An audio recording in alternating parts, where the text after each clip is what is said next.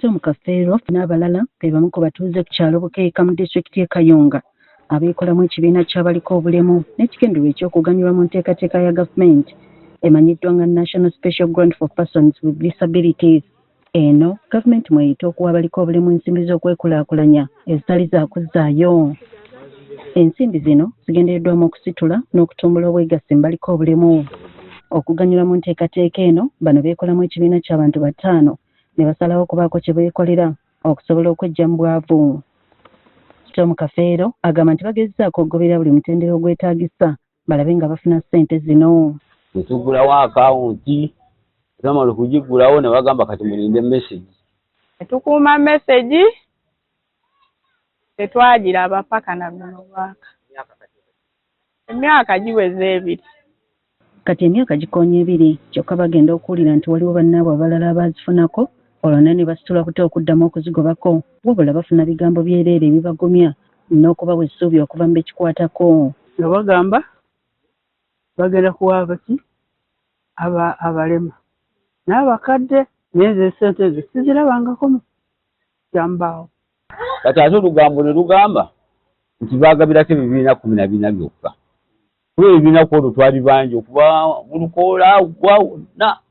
Tukyasobeddwa kuba buli kimu twakikola ekyetaagisa kye baatugamba ne tubeerawo nga tukuumye ne tulemererwa. Bagamba nti singa baba baweereddwa ssente zino bakakafu nti basobola okubaako kye batandikawo okweggya mu bwavu. Naffe tusobola okukola ki? Okweyimirizaawo n'otabeera bubi. Kati nganze nsobola okulima ebikajjo.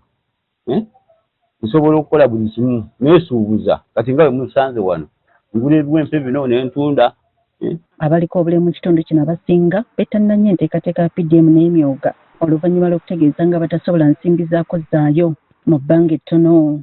Sylvia Nakagolo kansala w'abaliko obulemu mu ggombolola y'e Kangulumira agamba nti wetuukidde olwaleero ng'atambudde kumpi bweya kumuggwa ku ntumbwe naye teri kivaayo. Batunula bubi baŋŋamba ssente mwazirya mwakola mutya naye nange saazirabako.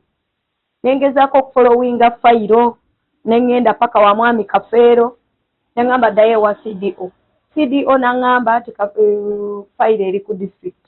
Kakati kitwagala tukole emitenda gino giggweyo mujjuse sidi agenda kubajjako n'endagamuntu ndagamuntu zaabwe muzokyemu zibe nga zimakinga bulungi nnyo. Kati bwebanga baggulawo akawunti ezo wadde muziguddewo twalangayo omutwalo mugiteereko ebeere nga eri active ng'ekola. Ssentebe wa disitulikiti y'e Kayunga Andrew Muwonge abasabye okugumiikiriza nti wakuwandiikira bekikwatako ensonga yaabwe ekolweko. Ngenda kuwandiikira minisita tulabe butya bwe mugenda otandika okufuna ssente zammwe mu budde. So ekibanga kiri Kayunga yokka nsaba minisita ekitereeze, ekibanga kiri Uganda yonna nsaba gavumenti era tulabe ng'abantu bano akasente kaabwe kano akagurupusi zaabwe akabayambako bakafuna mu budde. Naye nga tusuubira nti buli muntu tugenda kumuwa ssente ate nabo tubakubiriza bazikozese bulungi olw'ensonga nti tugenda kutambulamu abaafuna luli wetusanga mwazunda supu mwena mugeragera ku poliisi mwena mujja kulinnya muno bakabangazi.